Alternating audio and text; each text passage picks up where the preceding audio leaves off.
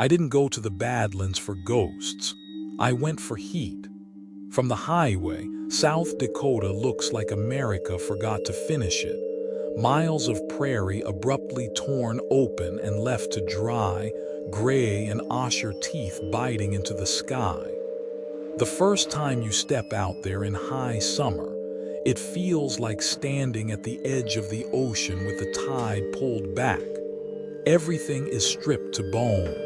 I signed the access form inside a trailer that had been a ranger office in the 1980 and now served as a shared space for visiting researchers. A paper map with thumbtacks marked Erosion Watch and Bison Hazard hung crooked on the wall. Someone had taped up a comic about geologists labeling their rock hammers. On the desk, the Park Service coffee was black enough to bend light. "Watch your step if you go down into the draws," the seasonal ranger said, stamping my paperwork. Last week a photographer walked into a mud crust and sunk to the knees. Took 4 of us to get him out. "I'll stick to the benches," I said. "It's a surface survey, won't be out of sight of the truck." She looked at the logo on my sleeve, USCS, the U.S. Geological Survey's old trident crest, and softened a little. "Storms after 3 today. Lightning, you got a radio?" "2, I said, patting the webbing straps. "And a sat phone if my luck holds." It was 0812 local when I drove the white Suburban out on a maintenance road and parked at a cut bank that fell away like a ruptured wedding cake. The Badlands didn't so much erode as confess. 70 million years of sediment braided in ribbons, clays, silts, ash layers from distant volcanoes dusting the Great Plains like talc. Nothing in the stratigraphy suggested recent magmatic intrusion. No basalt dikes, no hydrothermal vents. If you had handed this cross-section to a freshman and told them it was anomalously hot down there, they'd have laughed. Which was exactly why I was here. 2 weeks earlier, a meteorological drone mapping surface temperatures had flagged a weird patch. A kilometer-wide ellipse trending northwest-southeast, running about 3.5 degrees C hotter than the surrounding ground at dawn, inverted by noon, then hot again at midnight. The day-night cycle didn't track insolation. The anomaly didn't migrate with shade or wind. There was nothing under it, no pipeline, no cell farm with buried power, no new construction. The Park Service asked the USCS if our instruments were on the fritz. I volunteered to prove they weren't. I set the tripod on a hardpan shelf and bolted the infrared camera in place, its barrel gleaming like a small cannon. Next came the boxy case for the fiber-optic distributed temperature sensors, an expensive toy the size of a carry-on, and the reason I'd signed all those forms. I unspooled a pale cable into the gullies like a snake shedding skin, and pressed the thin glass line into the shelter of weed clumps and rock shade. Over 2,000 meters of it, pinging the ground every half meter like a finger checking for fever. On the truck bed, I clipped geophones into their daisy chain, then walked out a 60-meter spread with orange flags fluttering at each sensor like tiny fire lilies. "Subsurface temp log online," I said into the lapel mic. It recorded everything and no one at once. The first sweep came back obedient and boring. No obvious heat plumes, nothing to make the funding gods smile. The fiber's trace crawled across my tablet like a heartbeat, flat, a whisper above ambient. I sipped coffee that tasted like burnt pennies and watched a meadowlark stand on a fence post and scream at the empty world. The radio crackled once and went quiet. I should say this about field work. 98% is waiting. You get good at silence. You learn to hear what the landscape says with nothing more than the pitch of its wind. At 0946, the fiber line blipped. It was small, a tenth of a degree rise on 3 adjacent segments, the kind of thing you could blame on a cloud shadow or a jackrabbit sunning along the cable. Then the geophones chirped. If you've never read ground motion in real time, it looks like a polygraph for a planet. The trace shook with a soft, regular signature, small amplitude, high-frequency oscillations like someone flicking the Earth's ear. But the pattern wasn't wind beating the flags or my own footsteps. It was too clean, too metrically spaced. Local microseism. I said aloud, reflex more than hypothesis. The nearest river was miles away and moving water does its own delicate tapping. Still, the signature wasn't right. It had structure. I set the vibro size, an aluminum plate mounted under a small hydraulic stack on a flat patch, and ran a sweep, low to high, for a calibration profile. Out in the middle of nowhere, the machine's quiver felt obscene, a human imposition on an old thing's rest. The returning echoes stacked in my software like a layered desert cake, each reflector a slightly different shade of gray, clean beds of siltstone and claystone, a thin ash layer, distinct as a tattoo, no faults visible in the first 80 meters, and yet the sensors were reading warmth. Something below that wasn't supposed to be there was warming the earth like a hand under a blanket. By 11, the sky had settled into a hard blue glaze and heat devils began to shimmy above the road. I walked the line, rechecking bad connectors, pressing cable deeper into shadow. When I reached the edge of a shallow arroyo, I saw it, a dark seam clipping across the outcrop, pencil thin, cutting clean through the tan clays at an angle that ignored every bed around it. Maybe a millimeter thick, glossy black, like someone had drawn a line with a felt-tip pen and the earth had obeyed. I chipped a hand-sized chunk with my hammer and rolled it in my palm. The vein wasn't carbonaceous shale. It caught the sun like volcanic glass, but the Badlands hadn't seen volcanism since the ash fell from Yellowstone's ancestors. The seam was too straight, too compositional, a wedding suture on a fossilized jaw. I pulled my loop from the pouch, a 20-power glass on a lanyard, and squinted, angling the light. In the black vein under the surface, a paler thread ran like frost, not continuous but dotted in a regular rhythm. The dots weren't bubbles or crystalline inclusions I recognized. They were too uniform, too arranged. Representational thinking is dangerous in geoscience. You can take a noisy signal and make it mean anything you want if you stare long enough. Still, with the loop tight against my eye and the rock almost touching my cheek, the pale points resolved and resolved again until what sat under the glass wasn't geology anymore. It was a row, a line of marks so small they blurred at the edges of my vision, repeating. I blinked and jerked the loop away. Heat banged in my chest like a hammer on scaffold. Sweat ran into my eyebrows and stung. Okay, I said to no one. Okay. I wasn't a linguist. Outside of unit symbols and the occasional Latin binomial written language wasn't in my kit. But even without understanding, you know when something has been written. The way spacing assigns intention. The way repetition creates expectancy. The seam in my hand held marks that were too regular to be accidents and too fine to be bedding. Microtext, embedded in a vein that shouldn't exist. I bagged the sample, labeled it Cole 01, and took a dozen photos with the scale card in frame. The wind came up and vanished again, as if the land had tried a sentence and thought better of it. By noon, the temperature anomaly had swollen like a bruise, 2 degrees above baseline across the central transect, peaking in a cluster that ran right under the arroyo. I dragged out the thermistor probe and drove it down with a T-handle, 1 meter at a time, logging as I went. At 3 meters, the needle skipped half a degree and held.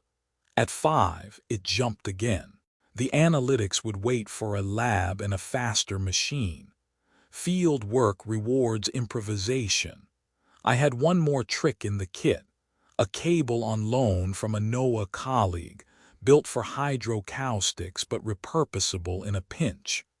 A downhole microphone with a pressure sleeve, thin as a pencil and far more expensive. I had planned to drop it in a stock tank later to test some coupling algorithms. The arroyo would do. I widened a slump in the channel wall with the shovel until I hit slightly damp clay, then twisted the auger down, grunt by grunt, until the handle bit my palms like rope. At 2 meters, the cuttings came up cool and heavy. At 4, warmer. At 6 meters, the auger shivered in my hands, a sensation like drilling into wood and finding a knot. I pulled and the shaft came up reluctant, dark mud clinging to the flights with a faint smell that pinged an old memory, spent fireworks and something faintly sweet. Back at the truck, I coiled out the acoustic line, wiped the pressure sleeve with alcohol, taped it to the fiberglass rod and fed it down the narrow shaft. When it bottomed at about 10 meters, I plugged the other end into the interface and set the recorder to wide gain, low noise. The geophones could hear the Earth's muscle. The microphone might hear its blood. I listened to static for 10 minutes. Field thinking is a species of prayer. You listen and you keep listening and you make deals with a world that doesn't hear you. At 14 minutes, the noise floor dipped, like a room you hadn't noticed until someone had the courtesy to stop talking in it.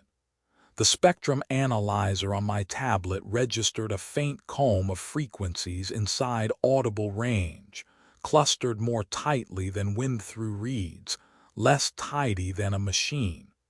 I tweaked gain, toyed with a notch filter to take out the worst hiss, and held my breath. A sound rose up from the ground that was not a sound at all but the memory of one. The way your grandmother's voice lingers in your head after a phone call, syllables slurred by distance, fricatives catching on unseen teeth. I froze, the landscape hushed with me. A mosquito whined in the shadow of my ear and died when I smacked it. The voice did not belong to any insect. It was too regular, too intentional. "This is ridiculous," I said, and immediately felt better. Naming it broke whatever grip I'd let it take. Science first. I set the recorder to run in 10-minute blocks, saved the raw waveform, and let the system take its own notes. A cloud pulled a curtain across the sun, and a small, welcome chill passed through the heat.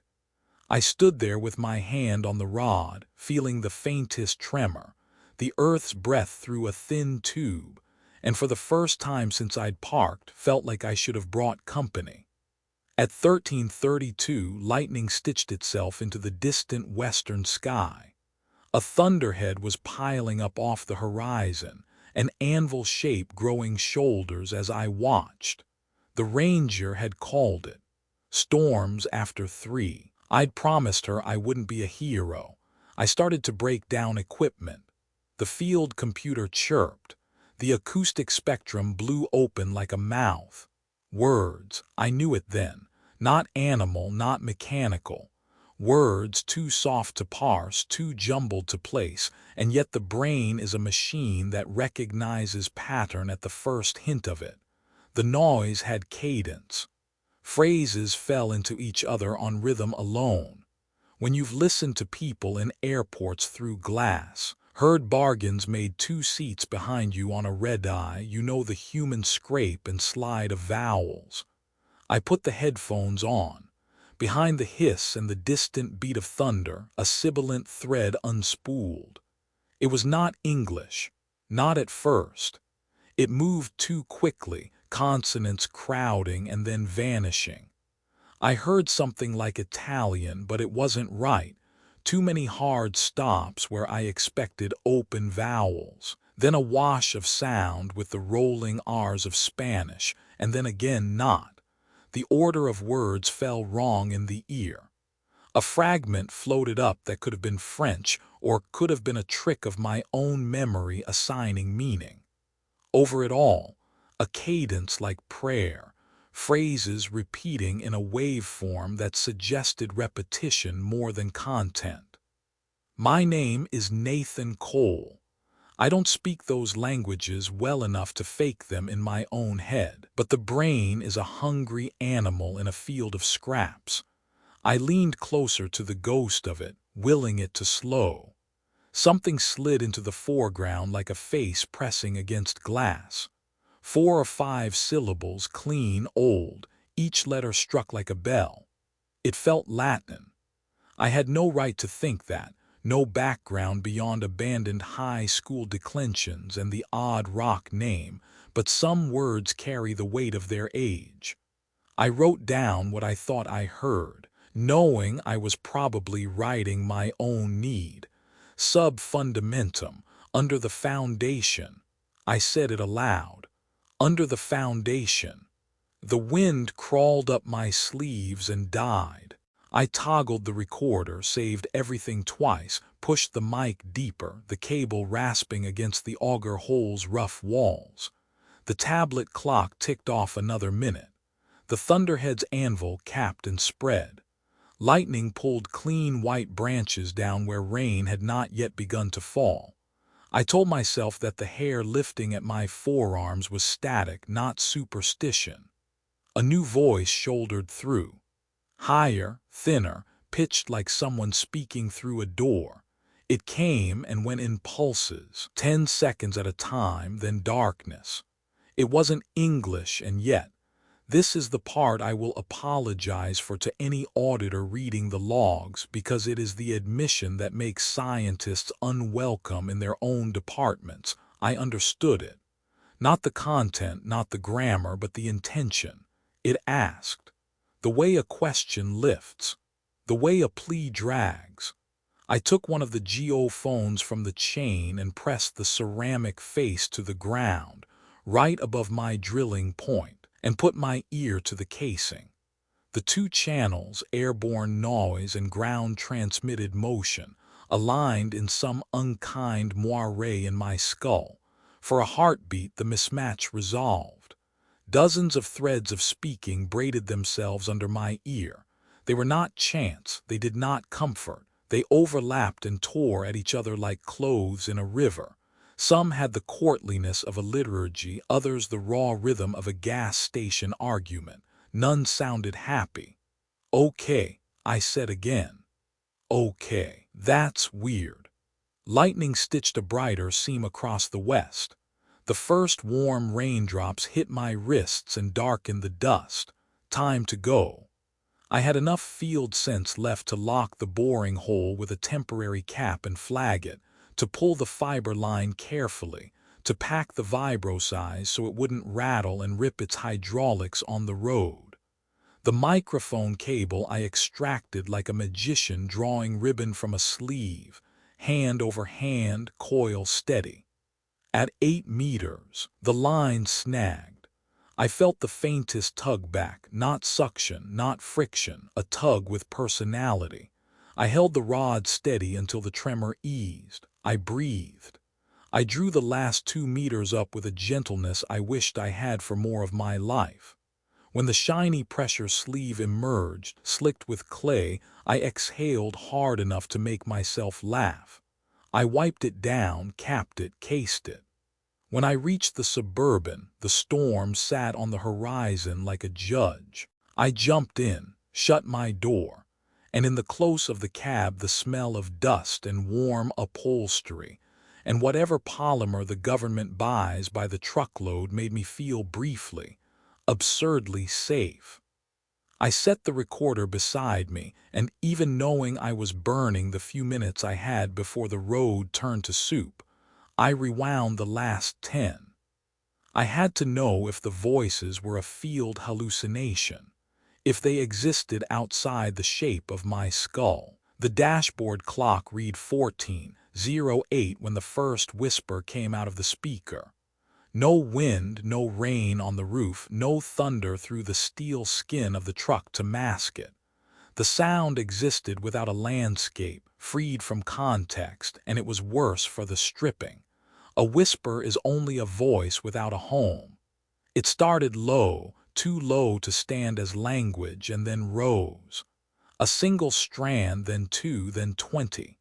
In the background, the analyzer drew combs of frequency that even a layperson would call harmonic. Over the top of that harmonic ladder, what might have been a child spoke, or what might have been a woman, or what might have been an old man in a young man's throat. The ears lie when the brain is hungry. The voice said something that sounded like a greeting until I realized greetings did not carry that weight of grief. I hit pause. Silence slammed so hard it made the truck creak. I restarted, thumb trembling in a way I'd blame on caffeine if any of you were here to argue. Between the shards of not English, not Spanish, not Lakota, not anything I could pin, something pure and ordinary surfaced and vanished, like a penny in creek water catching light for a second. A single English word, plain and awful. Please. The rest layered back over it, too dense to tease apart. Maybe it wasn't what I heard. Maybe the syllables only rhymed with a word I needed to believe I'd heard. The tape will not absolve me when I say this. It will make me look like exactly what I am, a man who wanted to impose meaning on noise. But the next time the word rose, it rose with another riding pillion on its back, in a tongue I had no business recognizing. Auxilium. Help.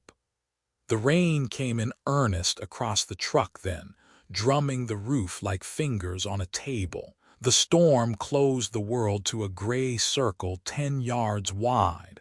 The ranger had warned me. Lightning clipped a fence post in the mid-distance and turned it into a square of vapor.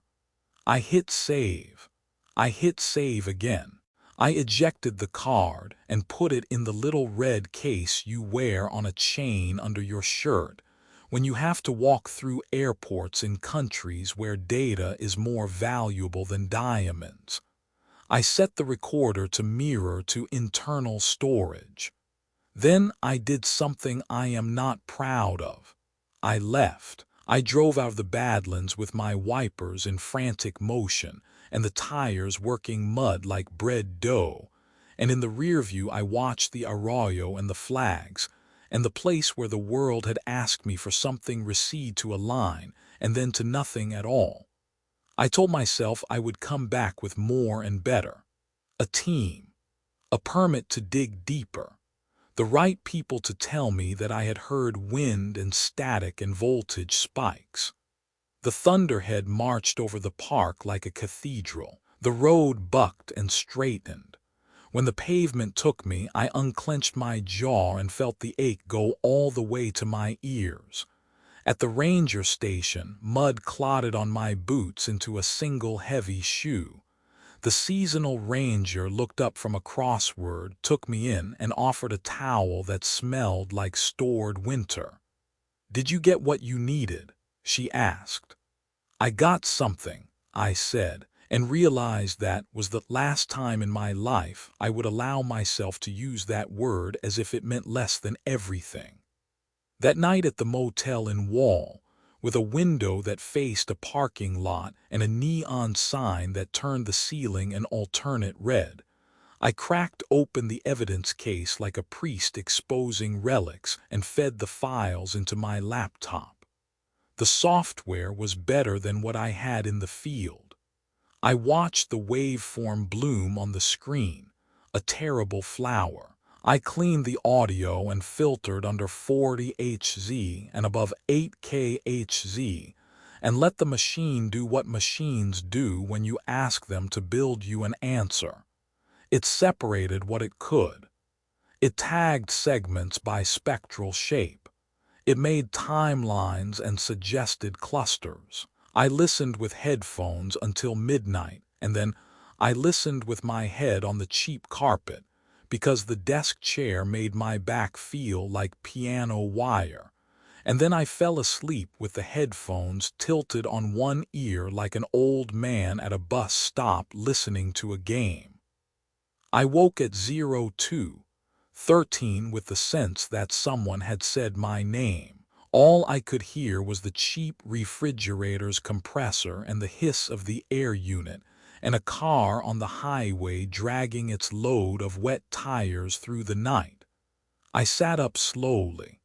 The headphones slid to the floor. The waveform on the screen had kept rolling while I slept. I scrubbed back. I held my breath. I pressed play. Nothing, nothing, nothing, and then a knot of sound so dense my hands went numb. I don't know all the languages of the world. I know the sound of the human throat trying to make itself understood to another human. It has a timbre even when it means harm. This wasn't that.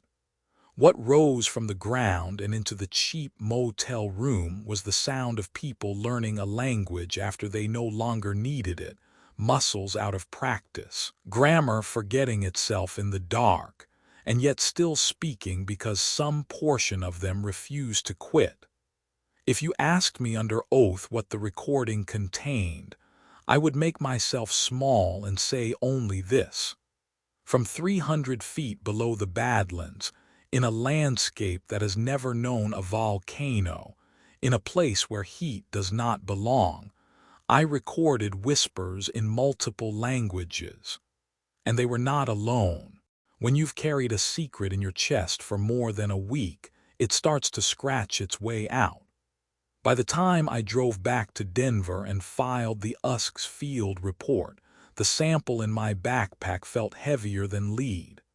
I gave the agency the sanitized version: anomalous thermal readings, unusual stratigraphy, request for extended instrumentation. I left out the part about the whispering soil. Some truths don't belong on government servers. What I did do was put Col 01, the hand-sized chunk of impossible black vein, on a padded FedEx line to a woman who'd once kept me awake through more than a few 2 a.m. grad school crises. Emily Carter answered my call with the same half-amused weariness she'd always carried. "Nathan Cole," she said, "no hello, no how are you? It's been what, 5 years? Either you're drunk or you've found something that doesn't belong in a rock." "Both, technically," I said, though I hadn't had a drink in weeks. Her laugh was like chalk breaking. "I just got your package, very cryptic. You never send me rocks, especially not ones that look like obsidian tattooed by a monk on speed." "That vein, look closer with your scope," I told her. "There's text in it." A silence long enough for my own doubt to grow claws. Then, "Jesus, Nate, you're not crazy. There is text. But it's not anything I've ever seen in natural formation. This is writing." 2 days later, I was in Chicago, sitting across from her in an office stacked floor to ceiling with lexicons and dusty file boxes. She had my sample under a stereoscope, her dark hair pulled back in a braid, glasses smudged from hours of leaning over the eyepieces. She flicked a switch, and the projected feed lit up the wall. Magnified 20 times, the pale marks inside the mineral veins stretched across the screen like the bones of an alphabet. Not letters exactly, more like skeletal diagrams that wanted to be letters. "It's Proto-Latin," she said, adjusting focus, "but not any corpus I know. Earlier, more angular." And she clicked to overlay her analysis. Green lines traced across the symbols, some forming spirals, others breaking into right angles. Mathematical operators, Look here, this sequence is like a summation sign but distorted. Here's a ratio but written as a ligature. You're telling me someone carved equations in Latin 2,000 years ago and left them in a rock seam that shouldn't exist, I said. I'm telling you this looks like Proto-Latin formulae embedded in geology. She leaned back, rubbed her eyes.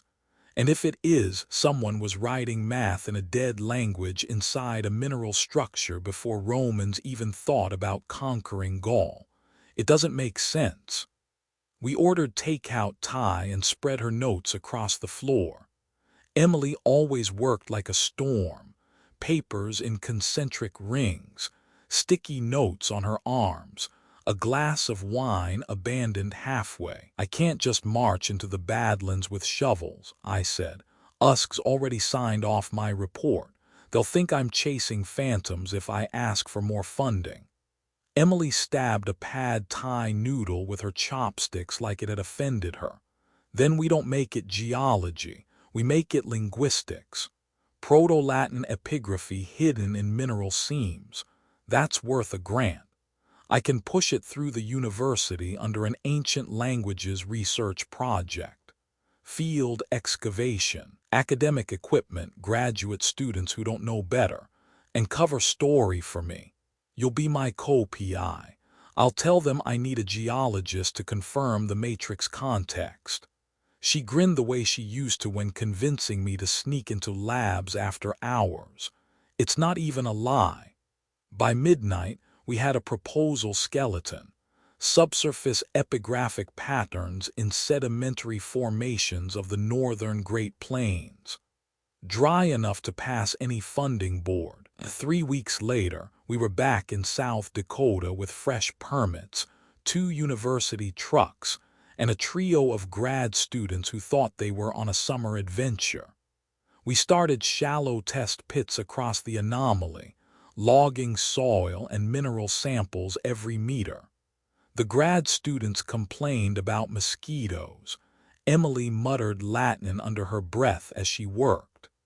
On day 3, my instruments flagged something stranger than heat. The fiber optic sensors mapped the anomaly center, an underground chamber about 8 meters wide, spherical, dense walls, high reflectivity. It matched what I'd glimpsed before. But when we reran the sweep at sunset, the chamber had shifted. Not horizontally like a fault slipping, vertically, down by nearly 5 meters. At dawn, it returned back where it had been. I checked and rechecked, reset baselines, ran controls every time. The chamber slid with the sun like some subterranean tide. Rocks don't move with daylight, I muttered, half to myself. Emily crouched beside the monitor. But boundaries do. Texts talk about thresholds opening and closing with celestial alignments. What if this chamber isn't fixed? The grad students laughed when we told them it was instrument drift. I didn't. On the 6th day, I left the seismic mics running overnight while we cataloged samples. At 02:17 a.m., the recording spiked. I woke to the grad student shaking me, pale as the moonlight. "Dr. Cole, you need to hear this." The playback rattled my spine, first static, then a low rumble like air collapsing in a cave. Then sudden, sharp, unmistakable, a scream. Human, male maybe. A single drawn-out note of agony that cut across the spectrum, rattling the speakers until the line dropped into silence. No wind, no animal, just one voice from 300 feet beneath South Dakota. Emily stared at the waveform, lips moving soundlessly as if she were translating words that hadn't been spoken. "Nathan," she whispered finally. That wasn't an echo. That was someone down there. The desert outside our tents lay still, every star sharp enough to cut. Inside, the recording played again, and for the first time I realized we were digging into something that might not want to be found. By the 10th day, Our little camp in the Badlands had stopped feeling like science and started feeling like trespass. The grad students thought they were lucky, paid to swing picks under wide blue sky, cataloging sedimentary anomalies on clipboards. Emily kept them focused, spinning stories about Proto-Latin inscriptions hidden in mineral seams, her voice equal parts professor and conspirator. But I couldn't stop thinking about the scream. The mic had caught only a single one, sharp as glass and gone in seconds. Since then the ground had stayed silent, too silent like something holding its breath. We dug anyway, at 4. 2 meters down, my shovel hit a surface that didn't belong. Not clay, not sandstone, it rang. The pit widened, grad students buzzing with excitement, until the dirt sloughed away to reveal a curvature. Smooth, black, impossible. A sphere the size of a small room, polished as though the earth had swallowed a sculptor's monument whole. Jesus Christ, Emily whispered. The grad students cheered. One took photos like this was the find of his thesis. But when I put my bare palm against it, heat pulsed through me, steady as a heartbeat. The surface wasn't just rock. It was alive in some way that rock has no right to be. At first we thought the faint tracery along the walls was natural fracturing. But when we lowered lights into the pit, the truth came clear. The entire surface was inscribed, not carved, not etched. The markings glowed within the obsidian itself, lines of fire threaded under the stone like veins of molten copper. Emily leaned close, breath fogging the cool night air, eyes wide. It's writing. The grad students laughed nervously, but my stomach turned cold because even before she said it, I knew.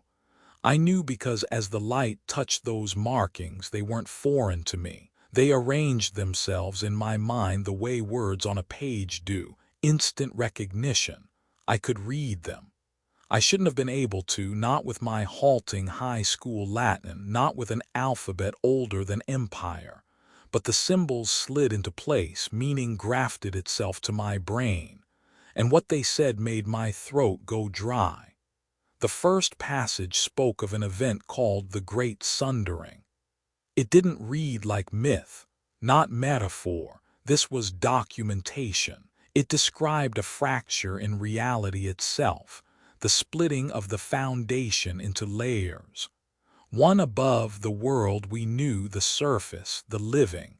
One below, the world of torment. And between them the seams, entry seams. The text compared it to the floors of a building, one stacked over another, separated by barriers thin as a ceiling. Occasionally the barrier wore thin. Occasionally people fell through. Emily copied furiously, her lips moving as she tried to transliterate. The grad students craned necks over her shoulder, muttering about lost languages and archaeological coups. I said nothing, because the words weren't just describing a seam, they were mapping them. Across the glowing obsidian stretched a network of coordinates. Some were geographic, latitude, longitude. Others were temporal, cycles of stars, solstices, eclipses, conditions when the seams weakened. Emily gasped when she recognized a cluster. These aren't just random numbers, they're places, real ones. I nodded because my brain had already drawn the map without her help. South Dakota, Wyoming, a stretch of desert in Nevada. Each coordinate burned into me as if tattooed. And one in particular shone brighter in my mind than the rest. An abandoned Air Force missile silo, decommissioned after the Cold War, sitting in a desert where nothing grows. The obsidian sphere told me what lay beneath that silo wasn't rusted steel or Cold War ghosts. It was a seam, a door between the world above and the world below. We pulled back at dusk, camp lights flickering against the black curve of the sphere. Emily wanted to keep translating. The grad students wanted to celebrate, but I couldn't shake the feeling the chamber was watching. That night when the desert wind had fallen still, I set up the seismic mics again, just for insurance. At 01:14 a.m., the line jumped, not static, not wind. A sound so sharp and so brief it cut the night in two, a scream, not echoing, not distorted, human, immediate. And this time, I could swear it spoke my name. I don't believe in signs, but I do believe in timing. 2 days after we mapped the coordinates burned into the Badlands sphere, Emily found the match that made my stomach flip. A decommissioned Air Force complex out in the Nevada desert, marked in my head like a brand the minute I read the obsidian. The site had been mothballed since the late 1970s. Any paper records about what sat beneath it had gone dead-end in a tangle of base closures and acronyms. On satellite, it was a rectangle of concrete on a field of nothing, a mouth the government forgot it owned.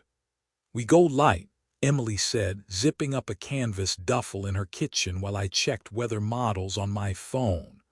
"No student crew, no university logo tags. 2 people are noise.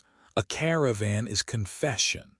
"Noise won't save us if we're wrong," I said, but I didn't try to talk her out of it. I was the one who had called her. When you invite a storm, you don't complain about the rain. We took my white Suburban, the same government tissue truck that still smelled faintly of federal vinyl, and a second-hand Pelican case full of seismic toys. 4 broadband geophones, a compact 3-axis seismometer, the downhole mic in its pressure sleeve, and the fiber optic temperature line I had no right to have outside of a field office. Emily packed 2 high-end audio recorders, a directional mic, 3 external batteries, and a battered notebook full of handwriting that took me back to the year we were poor and curious and thought tenure would save us from everything. On the drive west, the radio found us an old AM station that fluctuated in and out with the highway.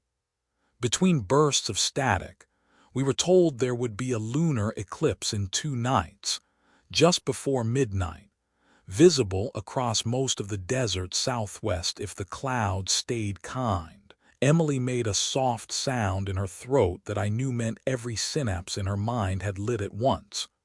"The sphere mapped temporal windows," she said, thumb drumming the steering wheel. "Astronomical alignments, seasonal shifts, thinness tied to the sky. What are the odds we drive into a lunar eclipse?" "Hi," I said. "If you've already decided the universe is speaking directly to you." She grinned without looking at me. "Or the universe is humming at a frequency some rooms are tuned to, and we're finally in the hallway." We rolled past midnight-painted Joshua trees and towns that were just a gas station wearing a name. By late afternoon, the desert opened itself properly, and we left the highway for a county road that became a suggestion that became 2 ruts, and then nothing, but what you could call a road if you were generous and moving in a straight line.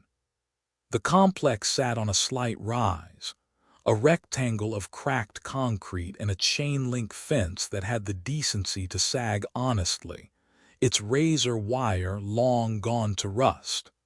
The gate was padlocked with theater-level effort. A bolt cutter made short work of the show. The sky was a hard, pale steel, heat pressed flat across the ground so evenly it felt like a table you could eat off. There were no birds, there were no insects that I could hear over the scuff of our boots. "You feel it," Emily said quietly as we crossed onto the slab. "Static," I said, though I wasn't sure. My forearms prickled. The geophones felt heavier than they were. Somewhere very far off, Thunder took a photo of the horizon and pocketed it. We set up with the practiced choreography of people who have worked together long enough to not narrate. I walked a straight 60 meters north-south and planted geophones at 10-meter intervals, orange flags bright as fruit against the tan. Emily, louder than the silence, talked as she screwed a windscreen onto her mic. For the record, we are. Actually, there's no record. For the unofficial future where someone reads our bones, we are two idiots pointing microphones at a hole. It's not a hole, I said, more to steady myself than to correct her. It's a seam. Worse, she said, and the smile on her mouth didn't reach her eyes. The first passive seismic pass was polite. The earth murmured back all the usual things. The long ribbon of microseisms you get from the Pacific swell, the soft scratch of our own shifting feet translated into plate tectonic, the hiss of wind in the flags handing itself to the ground in the way only wind knows. But under that floor hum, there was a notch of nothing, a neat, unnatural absence like the outline of a door in a dark room. I ran a controlled sweep with the vibro-size pad at low amplitude, a suggestion rather than a knock. The returns stacked on my tablet in tidy grays. At roughly 43 meters, reflectivity spiked and the signal lost its memory for a full half-second, like it slid on ice and remembered itself on the far side. A spherical reflector, dense, polished. The same signature I had seen in South Dakota, only deeper. "Okay," Emily said under her breath. "Okay." We staked the downhole mic, drilling with the hand auger until the clay went tacky and warm. I fed the pressure sleeve down and watched the depth readout walk toward the number I had circled in Nevada blue pen in a motel room. By sunset, we had enough to call it science and just enough to call it something else. The forecast that had been hazy in the morning came into focus with evening. A rare desert storm rolling in from the south, beautiful and wrong. Cells the radar painted purple, lightning without rain, charged air working its fingers into the ground. The moon rose fat and dumb above the ridge and hung there, waiting its turn. My phone chirped a calendar alert I hadn't set, lunar eclipse 2358. The kind of thing a weather app decided you needed to know. I wanted to throw it into the sage and watch it blink itself to sleep. "This is the part where normal people go home," Emily said, wrapping a bandana around her hair as the first wind lifted. "We're not normal." "No," I said and toggled the recorders. The wind drove dust through the fence and made the chain link sing. Lightning stitched white wounds in the southern sky, and the thunder rolled over us lazy and late, as if embarrassed to be seen. Static popped loud enough to make my teeth ache. The moon slid into the earth's shadow like a coin into a mouth, bright bleeding to bruise. Two forces that don't belong together laid themselves on the same table. Storm and eclipse, electricity and the deliberate dimming of a light we depend on for not losing our minds.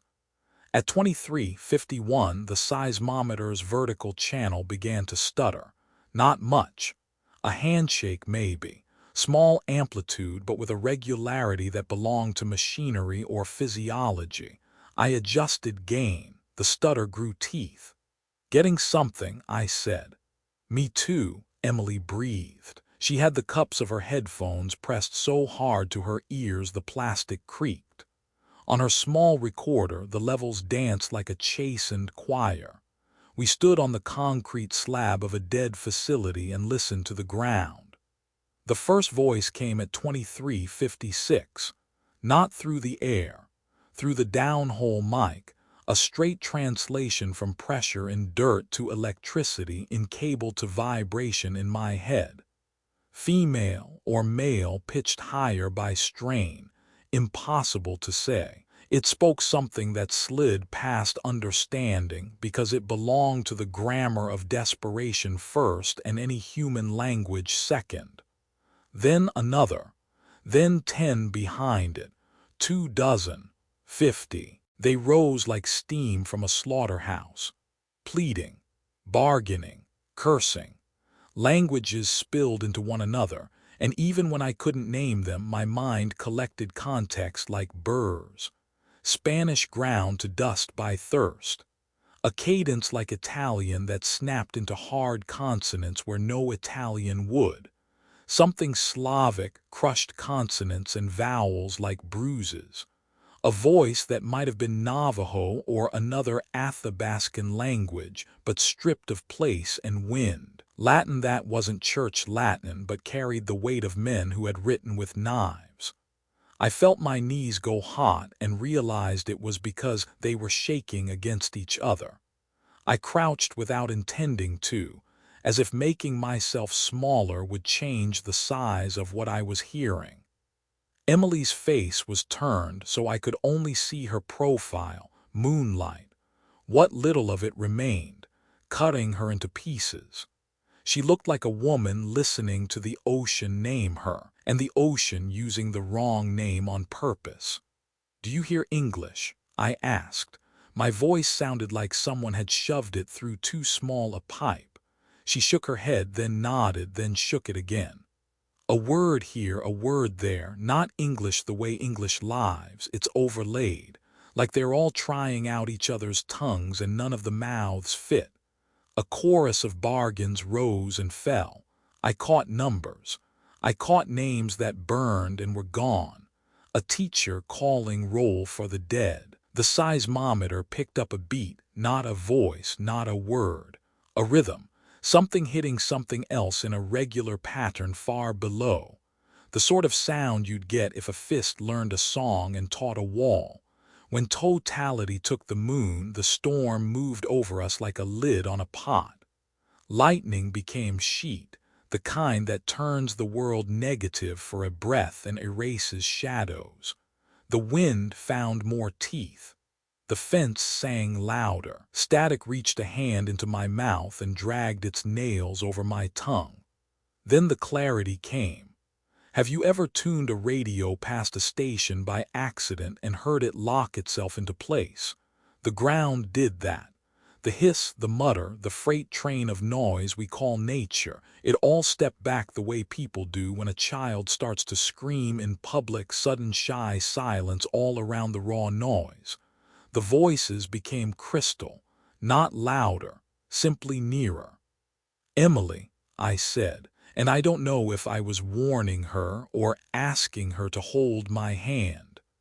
The voices spoke right where my feet touched the concrete. They belonged to no time. Behind them sat millennia, but the plea in them was a newborn thing. "Help me, help me. I will be good. Tell them I'm sorry, tell them." A male voice blew through the room. We pretended the sky wasn't and spoke in English as clean as a bell. "Please."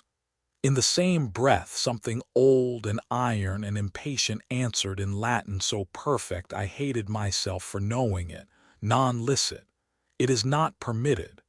They tore into each other then, language on language. Promises shuffled and reshuffled on a table that had already taken the deed to their houses.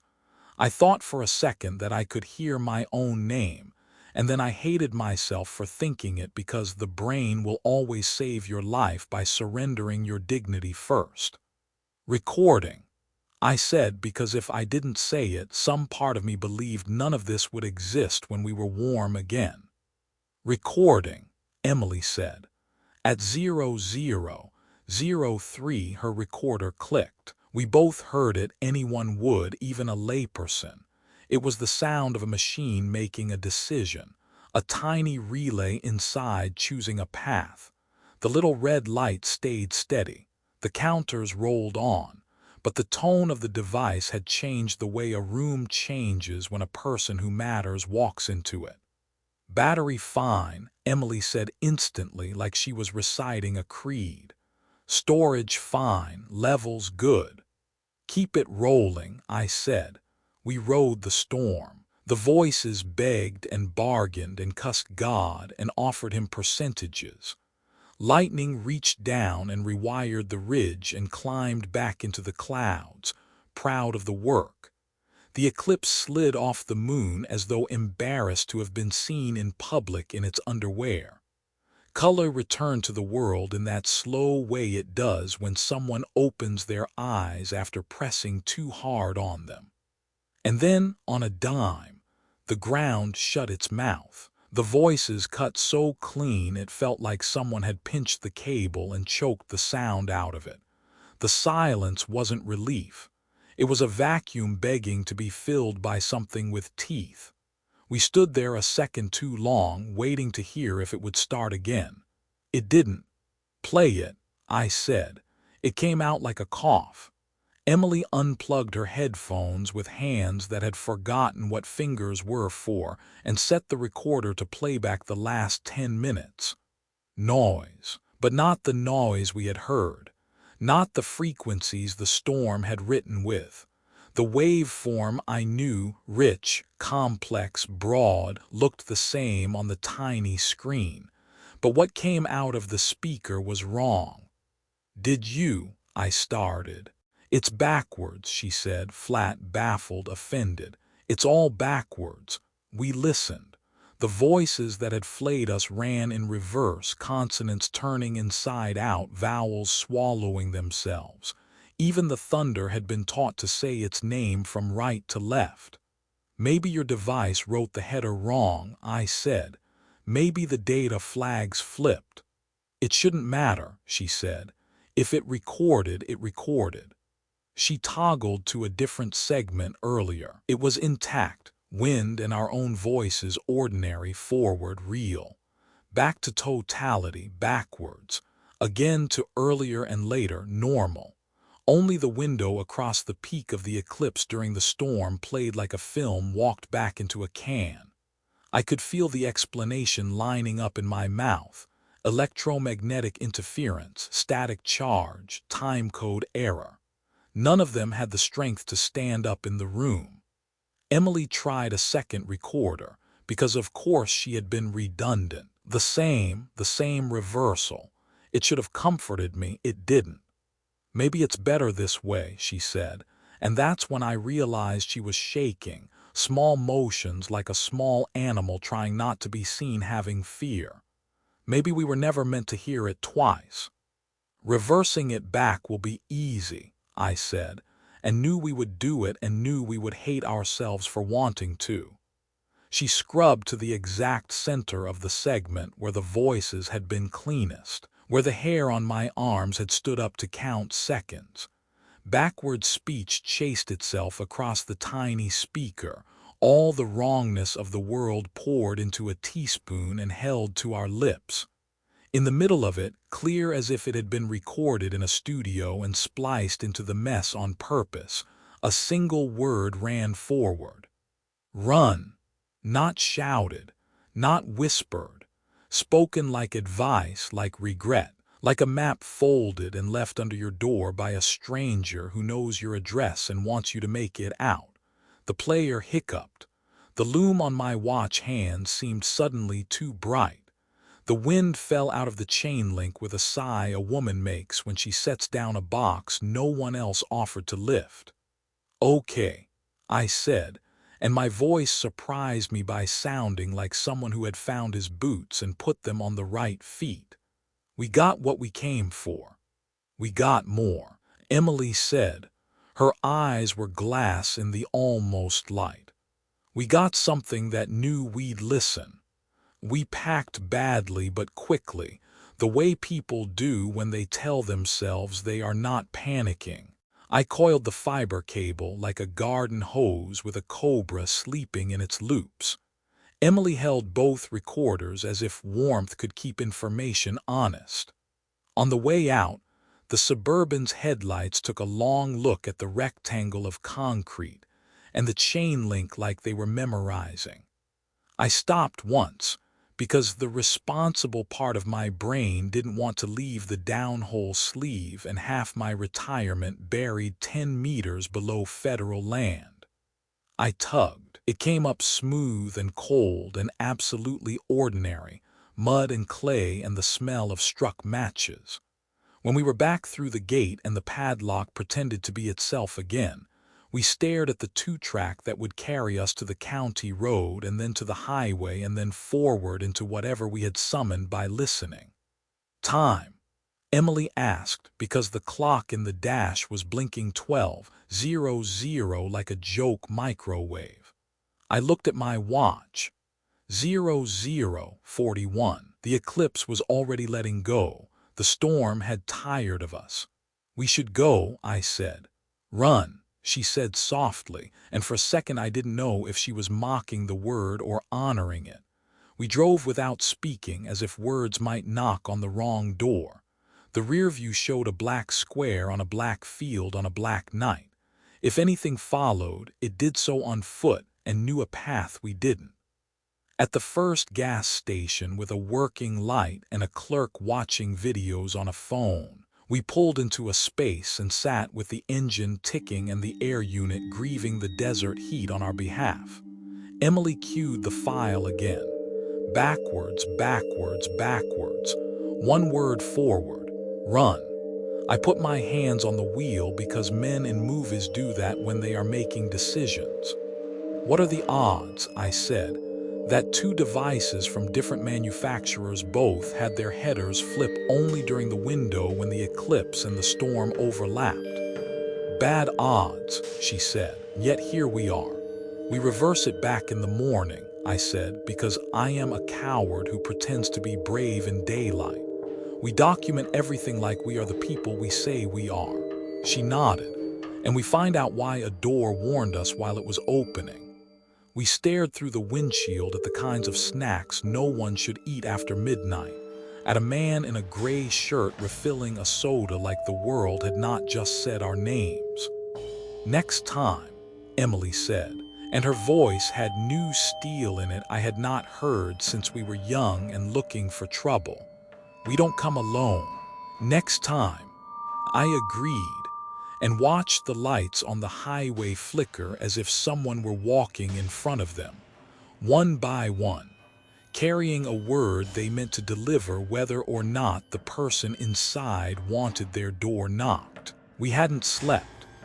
After the Nevada trip, after the storm and the eclipse and the voices that told us to run, we holed up in a cheap Reno motel, shades drawn, both recorders on the nightstand like idols. Emily had reversed the files at dawn as promised. The voices played forward this time, but the content was worse than either of us expected. Hundreds of overlapping pleas, fragments of Latin, English, Spanish, Lakota, and languages neither of us recognized. It sounded like a refugee camp collapsing into itself. We argued until sunrise about what to do: publish, hide, run. The decision was made for us. At 08:42, two matte black SUVs rolled into the motel lot. The engines idled too quietly to belong to rental cars, and the men who stepped out weren't FBI, weren't DEA. Too precise, too calm, no wasted movement. They wore suits that looked like armor and sunglasses that reflected nothing. One of them knocked once on the door, flat knuckle against cheap wood. No badge flashed, no raised voice. Just, "Dr. Cole, Dr. Carter, open up, we need to talk." Emily mouthed, "Run," at me. I shook my head. They'd find us in minutes if we tried. When I opened the door, the tallest of them inclined his head like we'd been expected all along. "Department of Containment and Anomalous Phenomena," he said, as though the title explained everything. "You've attracted attention." They didn't cuff us. That almost made it worse. They treated us like assets already owned. We were driven to a private strip outside Las Vegas, loaded onto a government jet painted civilian gray, and flown east under the hum of engines that never broke conversation level. Emily stared out the window, jaw tight, as the desert fell away. We landed in Colorado. Not Denver, not Colorado Springs. A military strip cut into the mountains where the air was thin and the fences topped with cameras instead of barbed wire. The SUVs took us through a tunnel drilled into the rock. Concrete swallowed daylight. Cell signal died like a candle snuffed. The base wasn't military in the traditional sense. No formations, no shouted orders. Just corridors, steel doors with biometric locks, and men and women in suits moving with the speed of people who'd been told long ago never to waste a step. At last, we were ushered into a briefing room. The wall dominated everything. 30 feet wide, illuminated from behind, the map glowed with pins of light scattered across continents. North America lit up like a disease. South Dakota, Nevada, Wyoming, Alaska. South America showed Brazil, Chile. Europe was crowded, Italy, Greece, the Carpathians. Even Antarctica bore a cold blue dot. Each pin was labeled with a code, 4 letters, 2 numbers. Some glowed red, others amber, a few green. "Seems," Emily whispered, as though afraid the map might hear her. The man who finally spoke had the clipped bearing of career command. Broad shoulders under a tailored uniform, silver hair cropped close, eyes gray enough to look carved. "Colonel Thomas Harris," he said, no handshake, "Director of DCAP. You're here because you saw something you shouldn't and because you recorded proof. Normally, people in your situation are corrected, but you have skills we can't afford to waste." He tapped the map with a steel pointer. The lights shifted as if alive, pulses of data cycling from red to amber. "You found the Badlands chamber," Harris said. "You followed its coordinates. You stood over Nevada at the wrong time and heard what lives on the other side." His voice never rose, but the room carried the weight of judgment. "You're already too deep to walk away." Emily's hands clenched into fists on the table. "You knew about all of this for how long?" "Since before the United States existed," Harris said simply. "We inherited records from Europe. We inherited responsibilities no nation should want. Do you think you were the first to hear voices in the ground, to dig where you shouldn't?" He pointed again. "These are entry seams, fault lines in reality. If we don't monitor and contain them, the world burns. I found my voice, though it sounded weak even to me. Why not tell the public?" Harris fixed me with eyes that didn't blink. "Dr. Cole, you heard the voices yourself. Imagine 7 billion people hearing them. Imagine cults rushing every coordinate. Imagine governments trying to weaponize what bleeds through. Do you want to see hell on CNN?" Silence thickened. Finally, he leaned in, both hands flat on the table. "You have 2 options. Join us, help keep the seams closed, or walk away under our supervision, which will mean no more field work, no more research, and no more freedom of movement than the average prisoner. Choose carefully." Emily looked at me. Her eyes weren't afraid, they were furious. I looked back at the map, at the dots glowing like wounds across the planet, and I realized Harris was right about one thing. Whatever we had stumbled into, we weren't leaving it behind. The hum of the underground facility was steady, mechanical, and inhuman. Ventilation, power lines, the respiration of a buried city. Colonel Harris stood at the head of the briefing table, the illuminated world map behind him flickering with its constellation of seams. Emily and I sat side by side, notebooks untouched. For once, she didn't reach for her pen. She just stared at the red and amber lights dotting continents, jaw tight, like she wanted to tear the map off the wall and burn it. Harris folded his arms. "You want to know what we're hiding, why we exist, why we pulled you out of Nevada instead of scrubbing your memories and sending you back to your labs? Fine. You deserve context before you make your choice." He touched the map again, this time to a pin glowing faintly red in Alaska's interior. 1961, Project Midnight Ice, a joint USC's Air Force operation, buried under atomic energy research. Officially, we were studying permafrost stability for silo construction. Unofficially, we had located what your Badlands sphere would call a seam. His voice was clipped, military precise, but under it I caught something else, a careful reluctance, the tone of a man who knew too much. The scientists at the time believed dimensional instability was a natural geothermal anomaly, harmless if studied under controlled conditions, so they built a base around it, ran seismic pulses, thermal injections, even explosive tests to see how the barrier responded. He paused. We were young and arrogant, thought if it was a door we could decide when it opened. I didn't breathe, Emily did sharply, and Harris' eyes flicked to her, then back to the map. February 3rd, 1962, a storm hit. The lunar calendar put us in an alignment we didn't understand then. The seam thinned. What came through wasn't physical, it was resonance.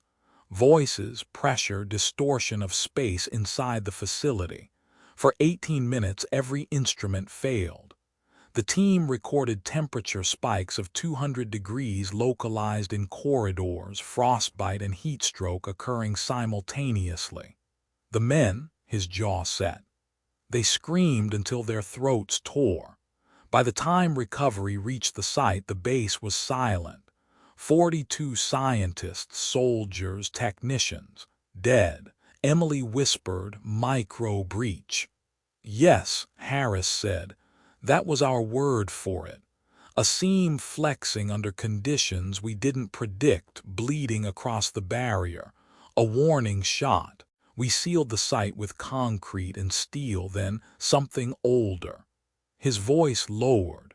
"Priests, shamans, elders, whatever spiritual authority we could find. You don't leave a wound like that unstitched." Harris straightened. "After Alaska, the Pentagon classified seams as potential dimensional weapons of mass destruction. If one could be forced open, controlled, then theoretically, you could weaponize hell," I muttered. His gray eyes pinned me like a bug under glass. "That word is not used here, but yes. They believed if you could harness the energy, the resonance, you could create weapons unlike anything human. The Soviets were circling their own sites. China, too. The Cold War wasn't just nukes, it was this. The race to understand doors in reality." Emily let out a harsh laugh. "So you poked holes in the world and prayed nothing bit you." He didn't flinch. "And when we realized control was impossible, we pivoted. Containment, suppression, surveillance." Emily gestured to the map's scatter of lights across the U.S. plains. "But some of these predate the Cold War." Harris nodded.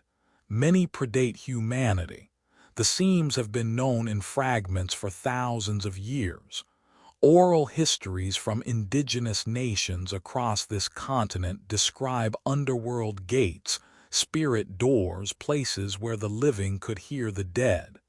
In the Lakota tradition, the Owaneatuthippi, winter lodges speak of voices rising from the earth during storms. In the Navajo tales of Chindi, ghosts trapped beneath stone, echo the same coordinates we monitor today. The Hopi have their Sipapu, a whole linking worlds. Different names, same phenomenon. He tapped South Dakota on the map. "Your Badlands chamber sits within Oglala Lakota territory. Their stories warned outsiders for centuries not to dig there.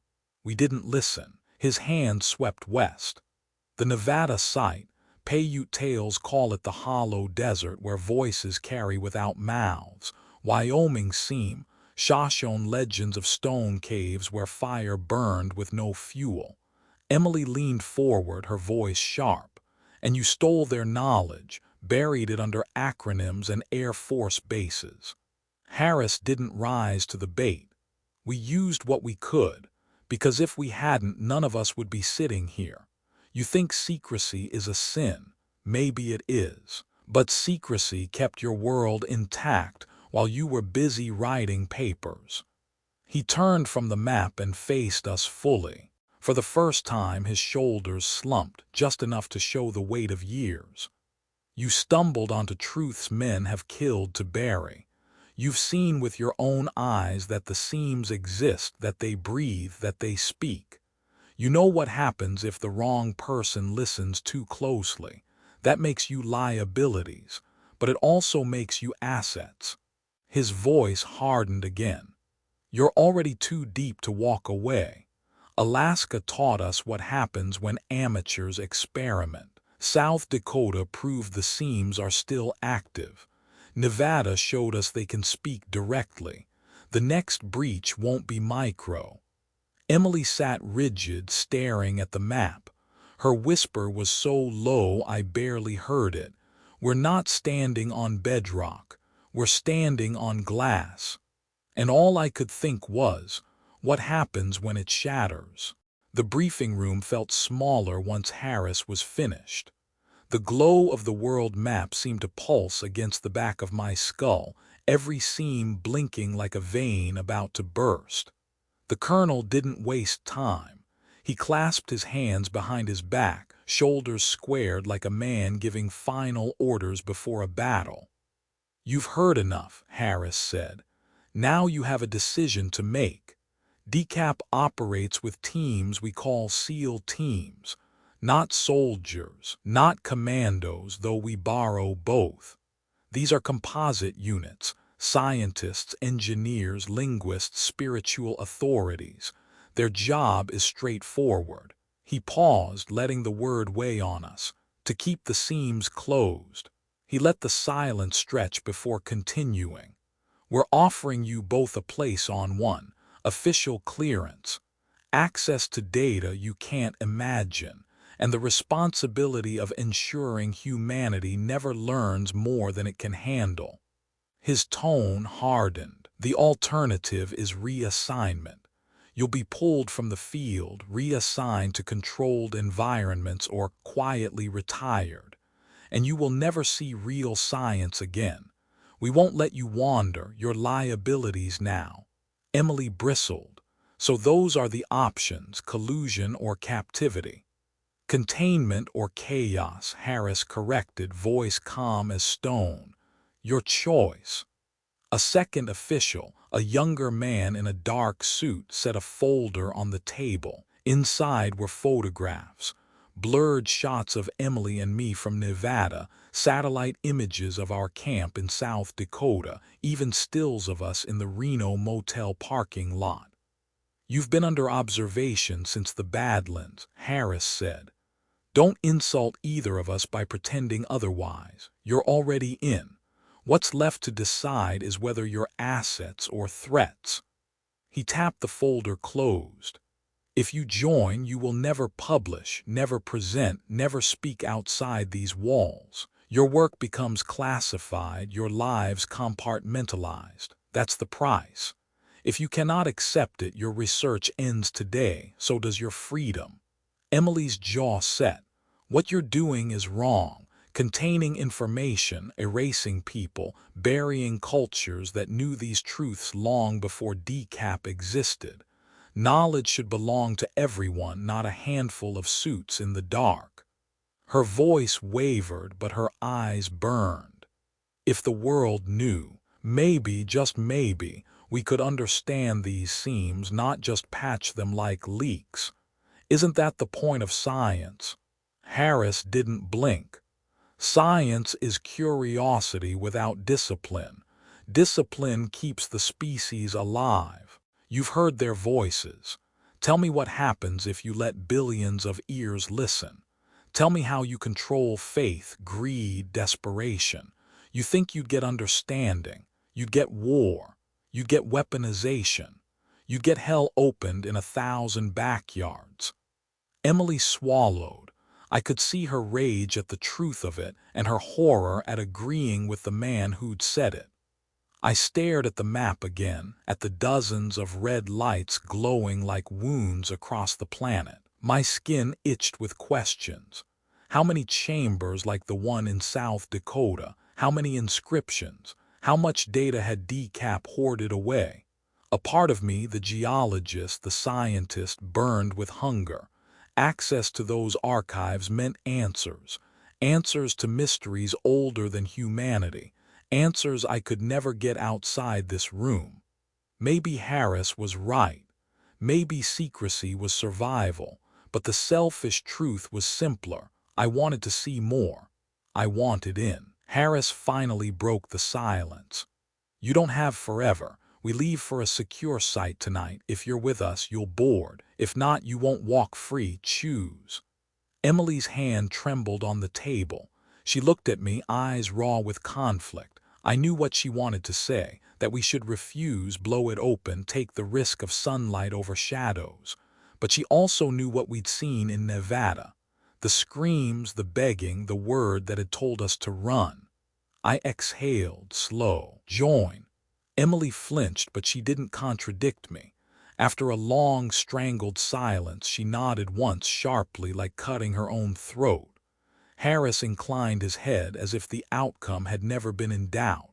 Good. You'll be assigned to SEAL Team 12. Welcome to DCAP. As the guards led us to our quarters, Emily whispered, low and furious, so only I could hear. You realize we just chained ourselves to them. Better chained inside than buried outside, I said, though the words tasted like ash. In truth, I didn't know if we'd made the right choice. Only that the door Harris had opened behind us was never going to close again. They didn't wait long to test us. 3 days after Harris branded us SEAL Team 12, alarms dragged us out of our bunkroom and into a briefing theater lined with screens. A mining company in central Wyoming had reported an industrial accident. A dynamite charge collapsed part of an open pit excavation. 5 miners missing. Instruments left behind registered sudden heat spikes. The photographs on the projector made my stomach clench. A gaping fracture in the earth, black as obsidian, its walls carved by something too deliberate to be chance. Alongside the crack were symbols that looked uncomfortably familiar, spirals, slashes, half-formed letters. Emily leaned toward me and whispered, "They match the Badlands chamber." Harris didn't bother with sugarcoating. "You'll accompany SEAL Team 12 to the site. Standard containment protocol, assessment, sealing, reinforcement. The miners are presumed lost." His voice made it clear lost was the sanitized term. Wyoming stretched out bleak and wide under a cold sky. The mining site was cordoned off by DCAP trucks before we arrived. No press, no local sheriff. Just the hum of generators and men in suits with weapons they didn't admit carrying. The pit was still smoking, the ground fractured like a rib cage cracked open. When we descended, the air was warm. Too warm for February. My thermal sensor climbed fast, 80 degrees, 90, 100, while ice rimed the lip of the pit above us. At the center yawned a hollow chamber 15 feet across, its interior walls slick black like glass poured and frozen. Symbols crawled across the surface, petroglyphs in the style of Native American carvings but glowing faintly from within the stone. Emily knelt, tracing the shapes with her eyes, not her hands. Lakota, Arapaho, Shoshone. Different traditions, but all describing the same thing, a passage, a place where the spirits fall through. She swallowed hard. It's the same message as the Badlands, just written in older mouths. I checked my thermal gear. The heat inside the chamber had reached 122 degrees F. My breath rasped shallow. Behind me, the miners' helmets still lay scattered in the dust, lights dead. No bodies, no blood, just absence. We set seismic mics around the chamber. The readings were unstable, jagged, like a heartbeat racing into arrhythmia. At 03:14 local time, every channel spiked, pressure waves surging out of the chamber, like the earth exhaling in pain. And then faintly across all four mics, voices, male, American accents, the missing minors. "Help us. It's hot, oh God. They're pulling." Then silence. My team leader, Father Garrison, a tall, gaunt man in a clerical collar under body armor, gave the order, "Seal it, now." The physical team moved first, rolling in concrete mixers under floodlights. Steel rebar was driven into the fracture, the hollow filled with slurry. The surface hissed as if protesting, the heat boiling water off the mix in clouds. Then came the part that no engineering manual could cover: resonance prayer fields. Representatives of half a dozen traditions stood in a ring around the pit: Catholic priests, a Navajo elder, a Buddhist monk flown in from California, even a rabbi whose hands shook as he unrolled a leather-bound prayer book. Their voices rose together, not in harmony but in deliberate dissonance, each prayer layered over the next until the air itself vibrated. It was more than sound. The seismometers registered it, waves rippling through the earth as if belief itself had weight. Concrete hardened, heat bled away. The symbols on the chamber walls dimmed, then vanished under gray stone. By dawn, the seam was sealed. When we climbed back to the surface, the Wyoming wind cut cold against my sweat-soaked shirt. The mine foreman, a man in a hard hat and blank eyes, asked if his men were coming back. Harris answered for us. The collapse took them, nothing left. The foreman nodded once, a man already told what to believe, and walked away. He didn't ask questions. No one ever did when decap was finished. Back on the transport, Emily pressed her forehead to the window, whispering so only I could hear. They weren't dead when we got here. They were calling for help. I had no answer. The truth hung between us, heavier than the silence, because I had heard them too. And I knew that sealing the seam meant sealing them in. It was 2:07 a.m. when I woke to the glow of Emily's laptop in the bunk across from mine. The rest of SEAL Team 12 slept in the dormitory's metallic hush, the hum of air handlers and the faint click of fluorescent lights overhead. Emily sat rigid, face lit cold by the screen, her fingers frozen over the keyboard. "What is it?" I whispered. She turned the laptop just enough for me to see. It wasn't a normal message. The subject line was blank. The body contained nothing but an attachment and a single line of text, centered: "For Carter, only Carter." The attachment was a locked archive, encrypted. Whoever sent it had used PGP keys, the kind of digital hygiene you don't expect outside intelligence or activists with very short life expectancies. Emily's lips were pale. "This came through my university account, not the decap channel. Someone knew how to find me." She keyed in a decryption tool she hadn't used since grad school protests. The archive unfolded in silence. Inside were photographs. Dozens. The first image, a seam chamber in Brazil, identical in architecture to the Badlands sphere.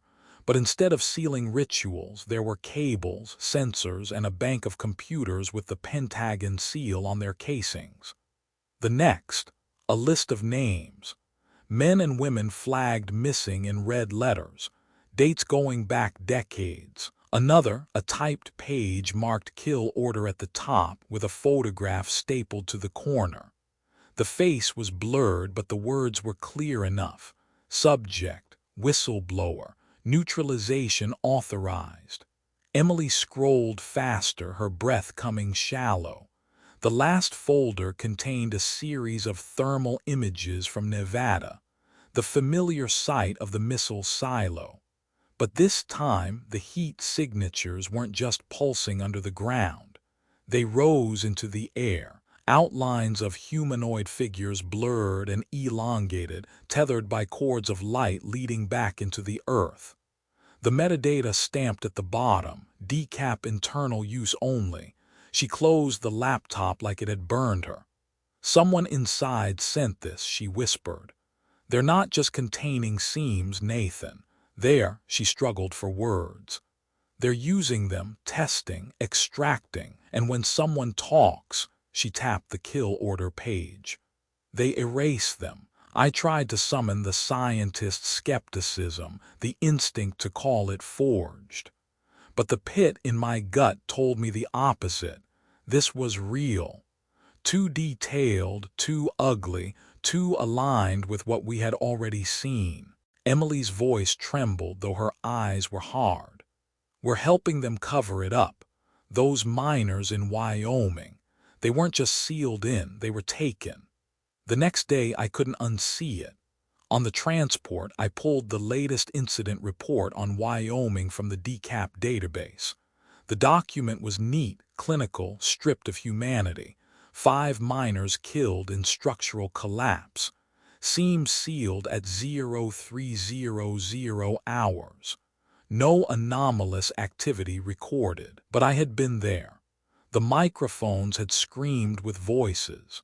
The heat had boiled sweat off my skin, and those names, those 5 missing men, didn't appear anywhere in DCAP internal roster of casualties. They were ghosts now, erased before their families had time to grieve. Later, over coffee in the sterile cafeteria, I flipped back through older reports. Patterns surfaced. Every industrial accident, every natural collapse, the same neat phrasing, the same absence of detail. In each case, civilians had gone missing, and none of their names existed in the official system. It wasn't containment, it was erasure. That night, Emily and I sat in the shadows of the dormitory stairwell, the laptop between us like contraband. They're lying, she said flatly. Not just to the public, to us, to everyone. They've built their own private map of hell and they're mining it. I stared at the concrete floor until the blur became motion. If we push this, if we say anything, they'll kill us too, Emily finished. Her voice didn't shake this time. Which means we can't let them know we know, not yet. We made a pact in that stairwell, voices low, hands clenched tight, keep playing along, gather more, survive long enough to decide what to do with the truth. As we walked back to the dorm, the silence pressed heavier than the concrete above us. Because now, I wasn't just afraid of what lived under the seams. I was afraid of the people standing guard over them. The leak had changed how I read every report, every chart, every sterile paragraph DCAP fed us. I spent hours at a terminal in the Colorado facility, pretending to review seismic data but actually chasing metadata breadcrumbs. That's how I found it. Incident reports tagged CR07 and CR09. At first glance, they looked routine. Seam disturbances in Nevada and Alaska, sealed successfully. But buried deep in the log files were authorized observation windows. Timed entries where the barrier wasn't reinforced but intentionally weakened. And during those windows, the sensors lit up like Christmas. Electromagnetic surges, temperature spikes, anomalous biological signatures moving above ground for measured intervals. Emily leaned over my shoulder as I scrolled. Controlled releases, she whispered. They're letting things through, just long enough to study them. I clicked into one attachment. A grainy infrared still showed a tall, twisted silhouette walking across desert ground. Limbs too long, heat radiating from its chest like a furnace. Beside the image, a line of text, test window, 220 seconds, termination successful. Termination, I muttered. Emily's jaw clenched. Weapons testing. They're using the seams as laboratories, and the entities she didn't finish. She didn't need to. That night, in the stairwell where we had made our pact, Emily pulled a burner phone from her jacket. "I still have a contact," she said. "Chicago Tribune, investigative desk. Guy named Mark Delaney. We did panels together years ago exposing corporate fraud in academic publishing. He's reckless but clean. If anyone will listen, it's him." My blood went cold. "Emily, if they catch you, they'll kill me, I know." Her eyes were steady. "But if we stay quiet, how many more people vanish into seams? How many more things do they drag out just to see if a missile kills it?" She thumbed a coded message into the phone, a dead drop email address, an innocuous request to review some geological data.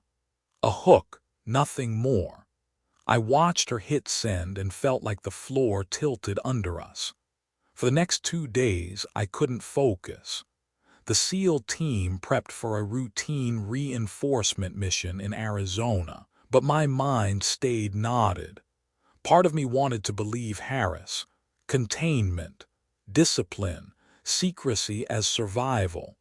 I'd seen what happened when a seam breathed on its own, the voices, the scream that carried my name. Maybe Harris was right. Humanity wasn't built to handle this. But another part, the part that had dragged me through geology, through long nights of staring at data until it broke, burned at the lie. Science only worked if truth was shared. If knowledge was buried, it festered. At dinner, Emily pushed a folder across the table. Inside were printouts from the encrypted archive, the kill order, the thermal images, the miners' names. "You know it's true," she said softly. "You saw Wyoming. You heard them calling. They weren't dead, Nathan. Decap sealed them alive. That's not protection. That's exploitation." I closed the folder, but the words stayed open inside me. By the time Mark Delaney answered Emily's coded message, I'd made my decision. He sent back a simple line: "If you've got the files, I've got the outlets." We couldn't go straight to him. It would be suicide. Instead, Emily drafted a plan. Simultaneous release across multiple platforms. University servers, independent science blogs, encrypted academic forums, even a handful of sympathetic journalists Delaney could coordinate with. The goal was simple: overwhelm Decap ability to erase. If the truth was everywhere at once, it couldn't be silenced. We stockpiled what we had: photographs, logs, thermal scans. Emily copied files from her laptop. I slipped documents from Decap terminals onto encrypted drives, covering my tracks with dummy logins. Every keystroke felt like a countdown. In the bunkroom at night, with the others asleep, Emily whispered, "Once we pull the trigger, we can't go back. They'll hunt us." "I know," I said. My voice surprised me. It wasn't fear I heard in it, but something closer to resolve. The night before we moved, we sat in silence under the buzzing fluorescent lights of the dorm hallway. Emily finally spoke. "They wanted us to choose between silence and survival." I nodded. "So we choose truth, even if it kills us." For the first time in weeks, she smiled, not with triumph but with grim acceptance. "Then let's burn the lid off this coffin." And that was it. No more hesitation. No more loyalty to Decap shadows. We weren't part of containment anymore. We were the breach. The leak detonated at 05:42 Eastern. We had timed it for maximum chaos. University servers releasing archives, encrypted links seeded across independent blogs, anonymous uploads to video channels, email blasts to journalists with the courage to hit publish. By the time Decap CyberOps tried to suppress it, the data had already metastasized across the web. Photographs of obsidian spheres, thermal images of impossible creatures, redacted reports stamped with Pentagon seals, the kill order. It was too much, too fast, too widespread. The truth couldn't be resealed. By noon, every major news network had broken into live coverage. Anchors sat stiff in their chairs, voices shaky, trying to hold composure as graphics behind them screamed dimensional gates, government cover-up. The world had been given its first taste of hell. By evening, the religious floodgates opened. Evangelical preachers declared the seams as proof of revelation, shouting into cameras that the pit of the abyss had been unsealed. Catholic bishops called for global prayer vigils, invoking St. Michael's sword to guard humanity. Islamic scholars debated whether the jinn, long written of in Scripture, were walking among us again. And not all voices were sober. Cults bloomed overnight, self-styled prophets declaring themselves keepers of the seams. In New Jersey, a group in white robes tried to storm a military base, chanting that they would welcome the sleepers. In Tokyo, a doomsday sect predicted the seams would merge into a single rift and swallow the Pacific. Social media fractured under the weight, prophecy threads, conspiracy wars, doomsday countdowns. Hashtags trended. Hash the sundering, hash hell on earth, hash seal the seams. For the first time in history, theology and physics shared the same headline. Governments scrambled. Within 48 hours, the U.S. officially acknowledged anomalous geological phenomena, but denied weaponization. That denial did nothing to stop panic. Troops deployed to Nevada, Montana, Alaska. National Guard cordoned off sites in the Midwest. Russia mobilized battalions in Siberia, where local legends had long warned of singing holes. China evacuated entire towns near Tibetan fault lines. NATO declared the seams a collective security threat, though no one explained what collective security meant against something that bled whispers into your skull. Skirmishes broke out at the perimeters. Protesters clashed with soldiers. Civilians demanded answers, demanded access, demanded salvation. The map Colonel Harris had shown us, dots across every continent, was no longer a classified chart. It was a war map. The breaking point came not from governments, but from kids with smartphones. 3 college students, New Mexico locals with a YouTube channel dedicated to urban exploration, hiked into an unguarded seam site near Carlsbad. The chamber had been cataloged by DCAP but never sealed, marked low priority. Their live stream began like any other, shaky laughter, nervous commentary, flashlights cutting across sandstone. Thousands tuned in live, more joined every minute as the hashtag spread. At 20 minutes in, they found the chamber, perfect obsidian, walls glowing faintly with inscriptions. Holy *T, one whispered. It's real. The chat exploded. They stepped inside. The signal jittered, pixelated, then steadied.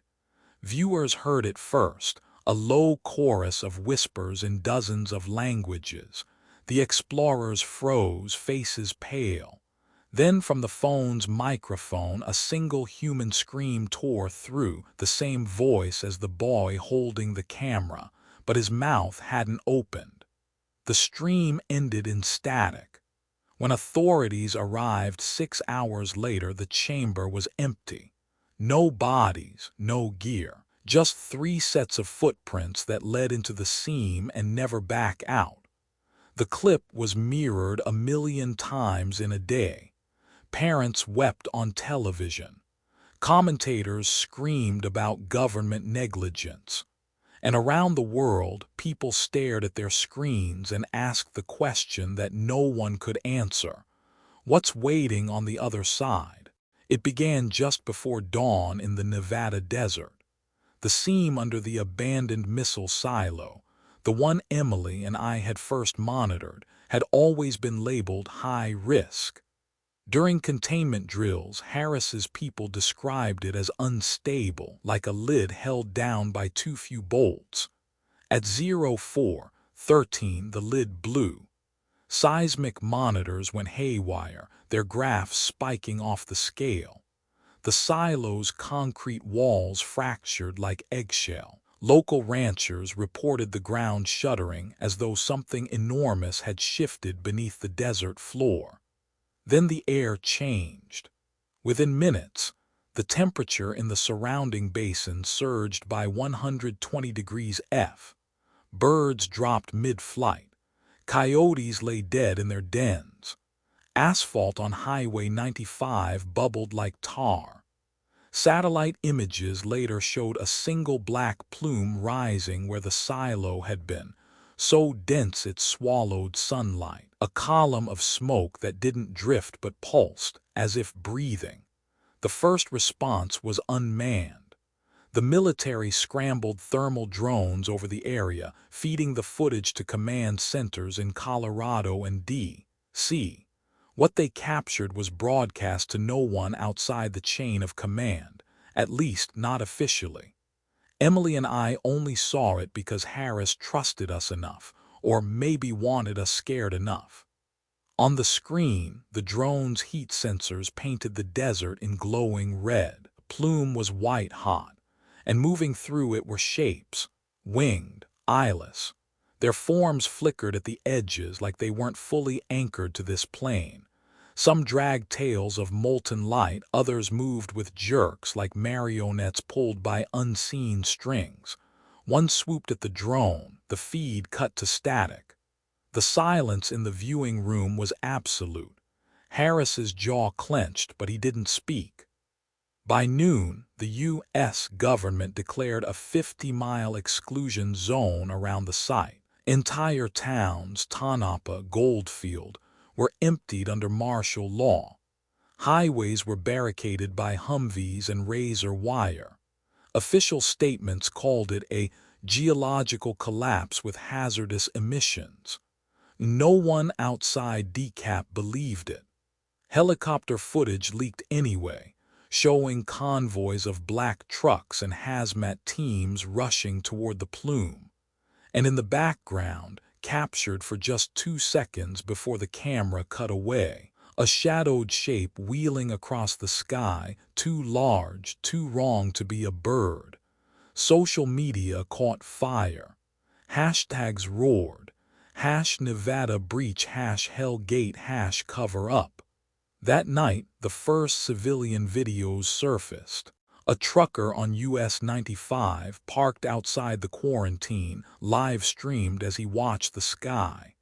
His feed showed a shimmer on the horizon like heat distortion. He laughed nervously, said it was probably just dust. Then his laughter twisted.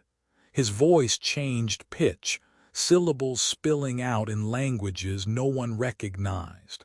His eyes rolled white, his body convulsing. The phone fell sideways on the dashboard, capturing only his shuddering silhouette as he slammed his head against the steering wheel. The stream cut. By morning, 3 more possession incidents had gone viral. A woman in Beatty screaming in Greek though she'd never left Nevada. A child near Pahrump sketching symbols identical to those in the obsidian chambers. A police officer who gunned down his own squad before whispering, "It's warmer on the other side." The government tried to shut the clips down, but they spread faster than deletion. Emily stared at the feeds, her hands trembling around a coffee mug. "This isn't just a leak anymore," she whispered. "It's out. The seams aren't secrets, they are battlefronts, and we've lost the first one." I didn't answer. I couldn't. Because somewhere deep down, I knew the Nevada breach wasn't a singular event. It was the beginning of a cascade. And the world had just taken its first irreversible step into the sundering. The Nevada collapse had done what decades of espionage and leaks never could. It forced the world's governments to admit the seams were real. Within a week of the breach, a coalition of uneasy allies announced a joint response, Operation Iron Veil. It was the first multinational campaign not against an enemy state, but against physics itself. U.S. forces, Russian engineers, Chinese military scientists, NATO logistics, and even Vatican representatives shared the stage at a press conference in Geneva. The air bristled with unspoken mistrust. Each nation suspected the others of weaponizing what they swore to contain, but the threat was too large to ignore. They presented a grim mission statement: identify and seal active seams worldwide before the next Nevada. And for the first time, DCAP stepped into daylight. No longer a name whispered in shadows, DCAP was reintroduced to the public as the Department of Containment and Anomalous Phenomena, a scientific branch of the Department of Defense tasked with international cooperation. The rebranding was hollow. The secrecy remained. But now cameras followed the motorcades and reporters tracked the acronyms.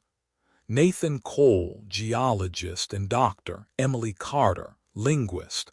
Our names were spoken on CNN, BBC, Al Jazeera. Harris told us we were liaisons, the faces of scientific reassurance.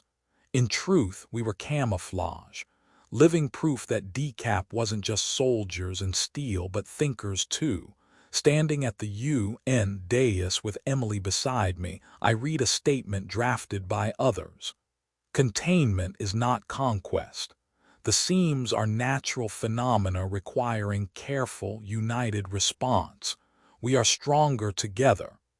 Even as I said the words, I wondered if anyone believed them. The first joint operation took place in the Siberian tundra, where a seam had opened inside a permafrost cavern.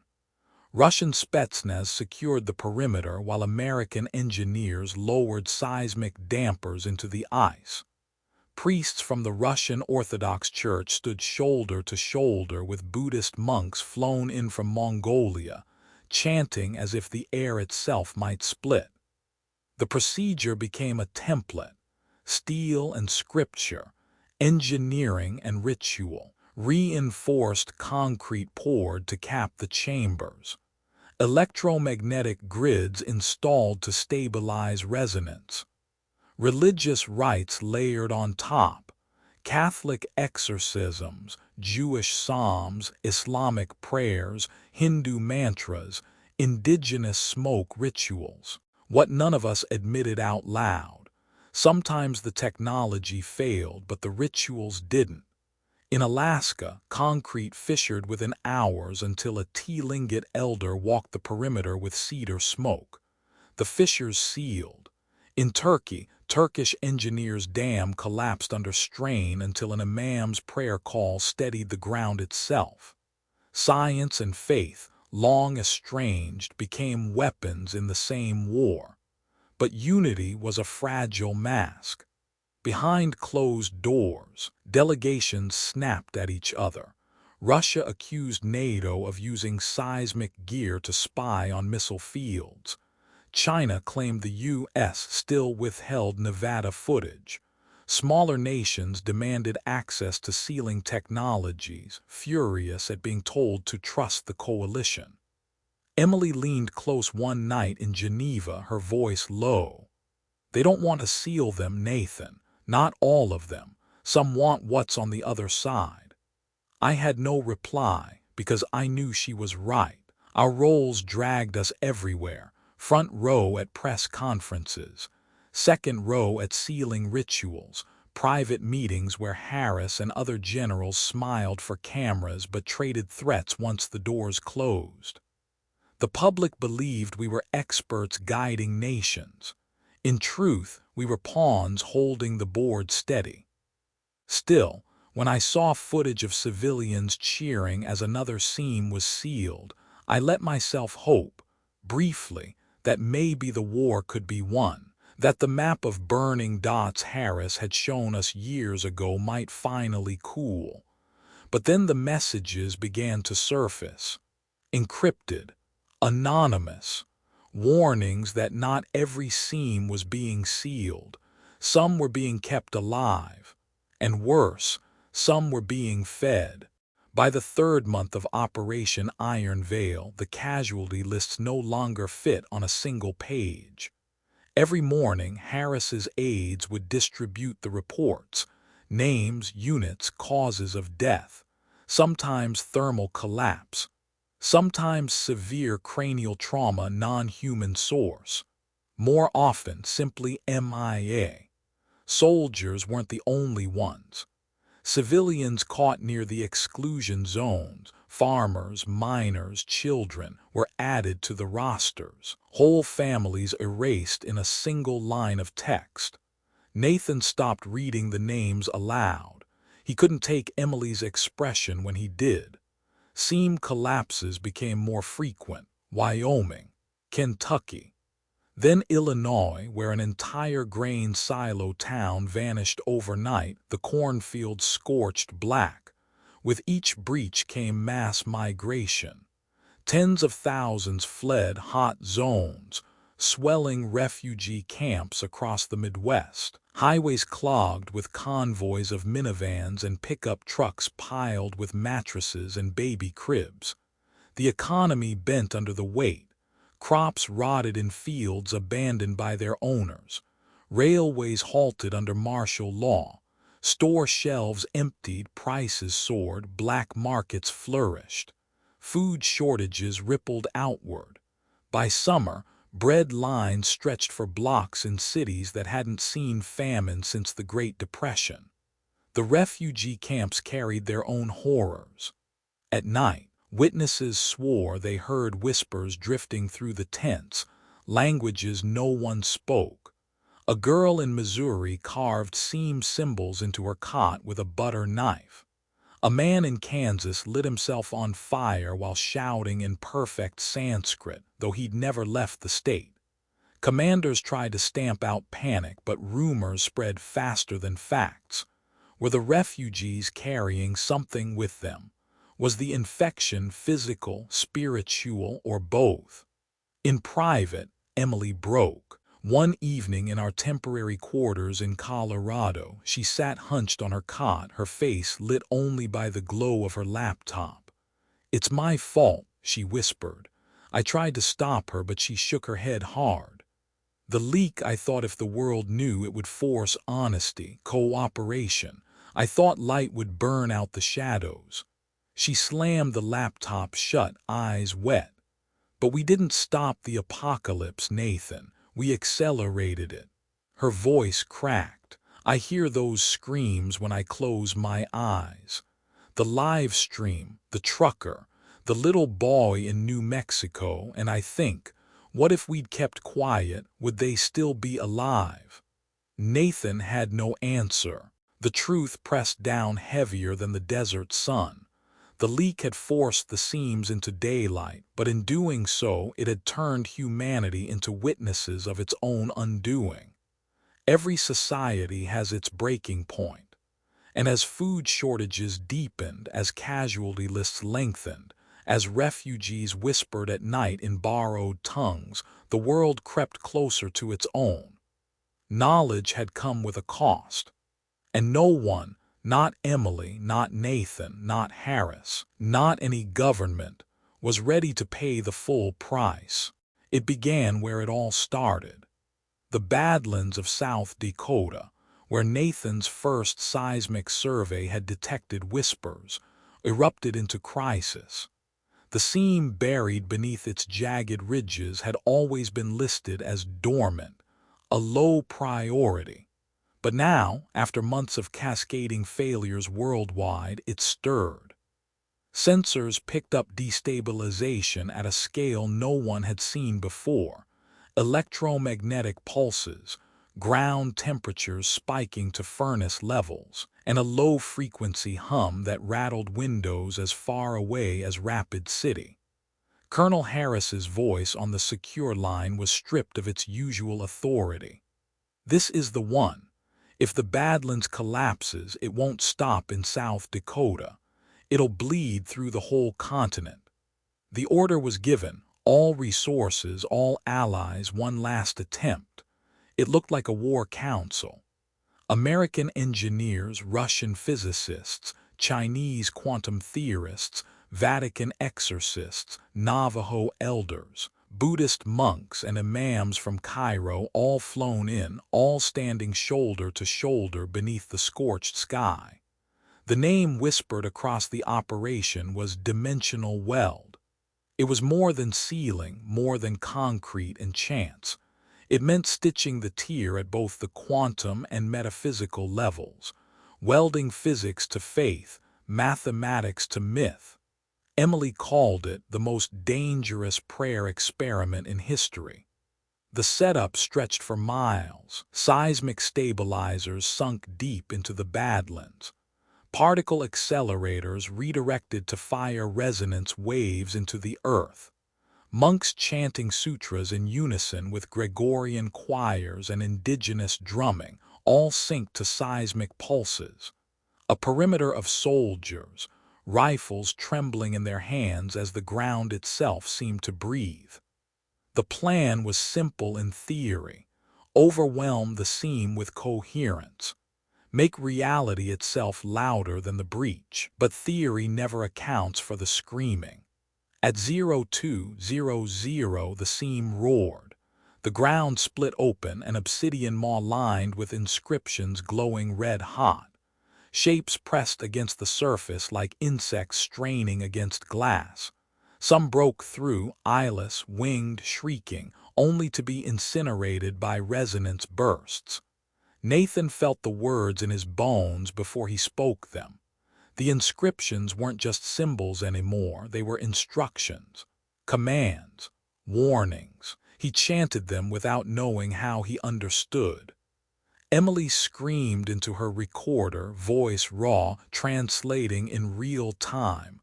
Hold the seam, force the join, bind it in heat and harmony. The weld began. The air turned molten. Quantum reactors overloaded, one exploding in a blast that killed 3 engineers instantly. Priests collapsed mid-prayer, their bodies trembling as though something else was trying to use their mouths. Monks bled from their ears but kept chanting. Nathan's lungs felt like they were on fire. Emily clutched his hand, her nails digging into his skin, grounding him as the Badlands itself shrieked. For a moment, he saw everything. The map of seams across the globe, threads of light and shadow weaving through every continent. The great sundering wasn't coming, it had already happened. Humanity was just late to notice, and still they fought. At dawn, the seams snapped shut with a sound like a cathedral organ collapsing. The ground stilled, the hum ceased. The heat bled away into silence. Half the team lay dead. Dozens more were broken, blind, or burned beyond recognition. But the seam in the Badlands was sealed, or nearly sealed. The weld held, but not perfectly. A faint glow still pulsed beneath the surface, a reminder that reality had only been patched, not healed. Nathan staggered to his feet, lungs raw, eyes bloodshot. Emily leaned against him, trembling. "It worked," she whispered. Then, softer, "but not forever." The world called it a victory. The UN declared Operation Iron Veil a success. News outlets broadcast images of multinational unity, of chants echoing through the Badlands as sunlight returned. But for those who were there, the truth was bitter. The weld had bought time, maybe years, maybe only months. It had cost lives by the hundreds. And beneath the earth, something still pressed against the walls, waiting for the next fracture. Nathan knew the war wasn't over. It was only paused. And when it started again, humanity might not have the strength left to weld reality back together. The world did not end, but it did not return to what it was. The Badlands weld bought humanity time, but time came with a new cost: awareness. Every schoolchild now learned the word seam. Every government budget carved out billions for dimensional containment.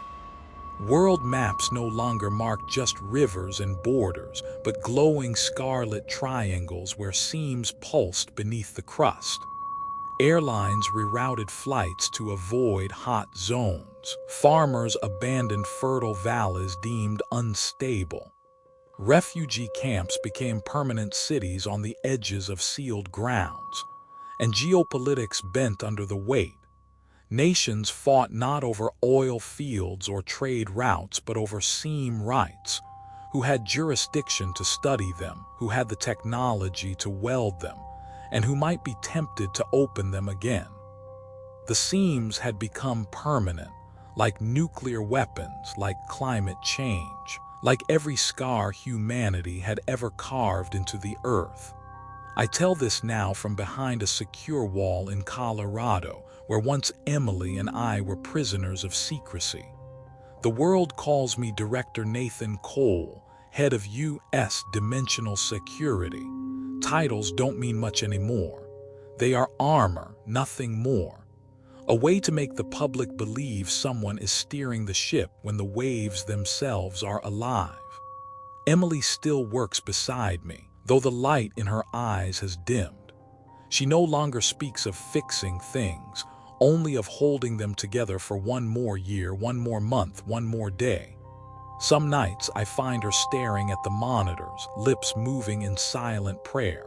Not to God, not even to hope, just to time. The price of truth is heavy silence. We thought that leaking decap would expose corruption and save lives. In the end, it only showed humanity a mirror it couldn't turn away from. And once you see the cracks in reality, you never stop looking for them. I am proud of what we fought for, but I cannot forget the faces. Miners swallowed whole, soldiers who burned from within, civilians who whispered in languages their mouths shouldn't know. Some truths do not set you free, they bind you tighter. Last week, a technician ran to my office pale as ash. "Sir, you need to hear this." He played back the feed from Seam Monitor 14, one of the stable sites in Montana long since welded and sealed. At first, only static. Then beneath it, thuds, 3 slow, deliberate knocks. Then silence. An hour later, it came again. Louder this time, rhythmic, patient, as if someone or something was waiting. We traced the audio across multiple sensors. The sound didn't come from our side of the wall, it came from the other. I don't know how much longer the welds will hold. I don't know if Operation Iron Veil bought us decades or just months. All I know is this: the seams are not empty voids, they are doors. And doors are meant to open.